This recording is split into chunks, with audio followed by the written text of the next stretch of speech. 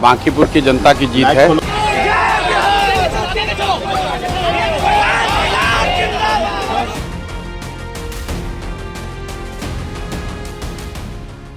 Mandate आ गया कि अब सम्राट के हाथ से बिहार की कमान फिर से पूर्व मुख्यमंत्री नीतीश के हाथ आने वाली है। क्या जो जश्न जन स्वराज के अंदर हो रहा है उसका मजा बिहार के पूर्व मुख्यमंत्री नीतीश कुमार ले रहे हैं? क्या प्रशांत किशोर को बांकीपुर उपचुनाव में नीतीश कुमार ने की मदद? 300 से ज्यादा एजेंटों ने कैसे की हेल्प? इस एक हाल से क्या जिस सम्राट चौधरी को गृह मंत्री अमित शाह ने बिहार की कमान देकर बड़ा आदमी बनाया, अब उसी सम्राट चौधरी पर नजरें टेढ़ी करने वाले हैं? और क्या बीजेपी के राष्ट्रीय अध्यक्ष नितिन नवीन की घनघोर बेइज्जती हो गई, क्योंकि जो बीजेपी के लिए मजबूत किला था उसी पर अब प्रशांत किशोर का कब्जा हो गया? दोस्तों, ऐसे ढेरों सवाल जो मेरे अंदर आ रहे हैं और आपके मन में भी ऐसे कई सवाल जन्म ले चुके होंगे, लेकिन इन सब के बीच जब प्रशांत किशोर पूरी तरह से बीजेपी उम्मीदवार पर बढ़त बनाए हुए थे, उसी वक्त नीतीश कुमार के आदेश पर एक बयान सामने आया। बयान जेडीयू के ओर से दिया गया।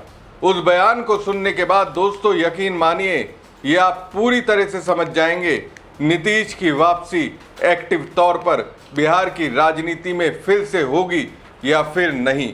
नमस्कार दोस्तों, मैं हूं प्रवीण साहनी। दोस्तों, एक खबर तेजी से सामने आई। प्रशांत किशोर को बांकीपुर उपचुनाव में नीतीश कुमार ने की मदद। अब सवाल है कि वो मदद किस तरह से की गई। तभी तो मैं कह रहा हूं, प्रशांत किशोर के घर में जश्न का मजा नीतीश कुमार भी घर के अंदर बैठकर ले रहे हैं। दोस्तों, बिहार और बिहारियों के बारे में एक बात कही जाती है, जब जब किसी को लगता है उसने बिहार और बिहारियों को पूरी तरह से समझ लिया, तब तब बिहार की ओर से जबरदस्त तरीके से झटका मिलता है।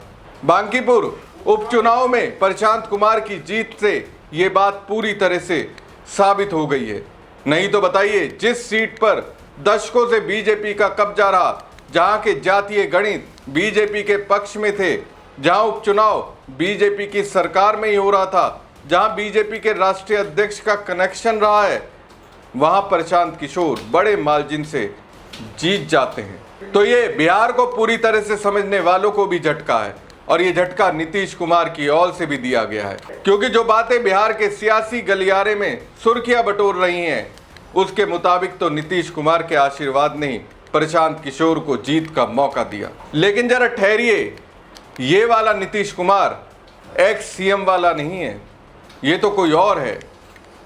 बांकीपुर विधानसभा उपचुनाव में हजारों वोटों से प्रशांत किशोर को जीत मिली। बीजेपी की ओर से नीरज सिन्हा चुनावी मैदान में थे। प्रशांत किशोर भले ही पहली बार चुनाव लड़ रहे हों, लेकिन उन्हें राजनीति का माहिर खिलाड़ी माना जाता है। बांकीपुर चुनाव के लिए भी प्रशांत किशोर ने बूथ मैनेजमेंट के लिए कोई कोर कसर नहीं छोड़ी थी। इसके लिए उन्होंने निर्दलीय चुनाव लड़ रहे उम्मीदवार नीतीश कुमार का साथ लिया। मकसद साफ था, हर बूथ पर वोट की दोहरी निगरानी रखना। प्रशांत किशोर बूथ मैनेजमेंट को लेकर बेहद सतर्क थे। वो किसी भी कीमत पर वोटिंग के आंकड़ों को लेकर पूरी तरह आश्वस्त होना चाहते थे। इसके लिए रणनीति ये बनाई गई कि प्रशांत किशोर की टीम के अपने बूथ एजेंटों के अलावा बांकीपुर उपचुनाव में निर्दलीय उम्मीदवार के रूप में उतरे नीतीश कुमार के एजेंटों को भी मैदान में उतारा गया। प्रशांत किशोर ने नीतीश के इस नेटवर्क का पूरा सहयोग लिया। बांकीपुर के करीब 300 से भी ज्यादा बूथों पर नीतीश कुमार के बूथ एजेंट मजबूती से तैनात थे, ताकि प्रशांत किशोर की टीम को हर बूथ से सीधा और सटीक फीडबैक मिल सके। अब दोस्तों, भले ही एक्टिव तौर पर बिहार के पूर्व मुख्यमंत्री नीतीश कुमार ने प्रशांत किशोर की मदद नहीं की होगी, लेकिन पीके की जीत की ख्वाहिश दिल और दिमाग में तो जरूर होगी, क्योंकि बीजेपी की इस हाल से बिहार की राजनीति में नीतीश कुमार की उपस्थिति एनडीए के लिए कितनी अहम है, उसकी पूरी सच्चाई छिपी है। अब दोस्तों, हार के कई कारण हो सकते हैं, जैसे नीट पेपर लीक के दौरान प्रदर्शन कर रहे छात्रों को AK-47 लेकर दौड़ाना, उन पर लाठीचार्ज करना, प्रदर्शनकारी छात्रों के घरों में पुलिस की ओर से दबिश देना, अमित तिवारी का एनकाउंटर, ऐसे तमाम मुद्दे बड़ी वजह हैं। लेकिन नैरेटिव का क्या कीजिएगा? बिहार की राजधानी पटना के करीब की विधानसभा सीट बांकीपुर में ही हार हुई, जहां से सम्राट चौधरी बिहार को कमांड करते हैं। जिस विधानसभा सीट पर बीजेपी के उम्मीदवार की हार हुई है, वो सीट बीजेपी के राष्ट्रीय अध्यक्ष नितिन नवीन के छोड़ने की वजह से खाली हुई और वहां उपचुनाव हुआ, जिसमें बीजेपी उम्मीदवार की हार हुई है। अब दोस्तों, जिस समय बीजेपी के उम्मीदवार हजारों वोट से प्रशांत किशोर से पिछड़े हुए थे, दोस्तों उसी वक्त जेडीयू की ओर से एक्स पर एक पोस्ट किया गया, जिसमें वो लिखती है, बिहार को जंगल राज से बाहर निकालकर विकास की नई ऊंचाइयों तक पहुंचाने वाले माननीय नीतीश कुमार जी ने लोगों के मन में विश्वास का संचार किया। उस दौर में जब लोग मान चुके थे कि बिहार में रहना मुश्किल है और अपहरण के भय से पलायन करने को मजबूर थे, तब माननीय नीतीश कुमार जी ने लोगों की सुरक्षा का विश्वास दिलाया, उनका खोया हुआ भरोसा फिर से स्थापित किया और राज्य को विकास के पथ पर आगे ले गए। बिहार के नव निर्माण में उनकी भूमिका सदैव लोगों को प्रेरित करती रहेगी। अब दोस्तों, सवाल तो यह है कि मतगणना के बीच में जेडीयू को यह अपने नेता नीतीश कुमार को विकास पुरुष क्यों बताना पड़ा।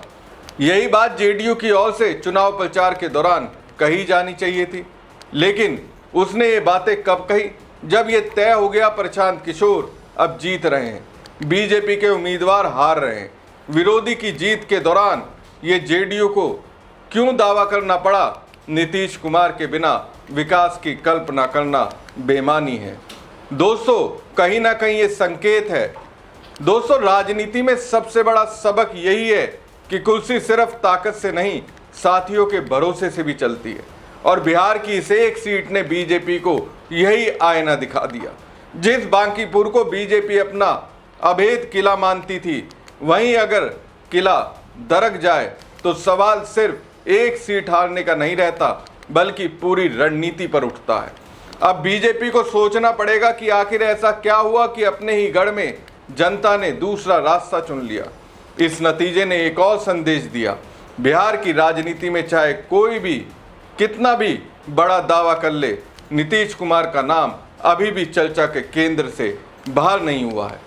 जेडीयू का पोस्ट भी यही बताता है कि पार्टी अपने सबसे बड़े चेहरे को फिर से याद दिलाना चाहती है।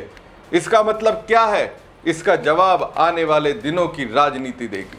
अब निगाह इस बात पर रहेगी कि क्या इस हार के बाद बीजेपी बिहार में अपनी रणनीति बदलेगी, क्या सम्राट चौधरी पर सवाल उठेंगे, क्या सहयोगी दल पहले जैसी सहजता के साथ खड़े रहेंगे, और सबसे बड़ा सवाल, क्या प्रशांत किशोर की ये जीत नीतीश कुमार की राजनीति को बिहार में धारदार बनाने में मदद करेगी। फिलहाल इतना तो साफ है कि बिहार ने एक बार फिर बता दिया कि यहाँ का वोटर आखिरी गेंद तक अपना पत्ता नहीं खोलता, वो भी जब वोटर्स बिहार का हो। इसलिए जीत मानकर चल रही बीजेपी का हिसाब बिहार के लोगों ने कर दिया। आपको क्या लगता है, क्या ये सिर्फ एक उपचुनाव की हार है या फिर बिहार की राजनीति में बड़े बदलाव की दस्तक?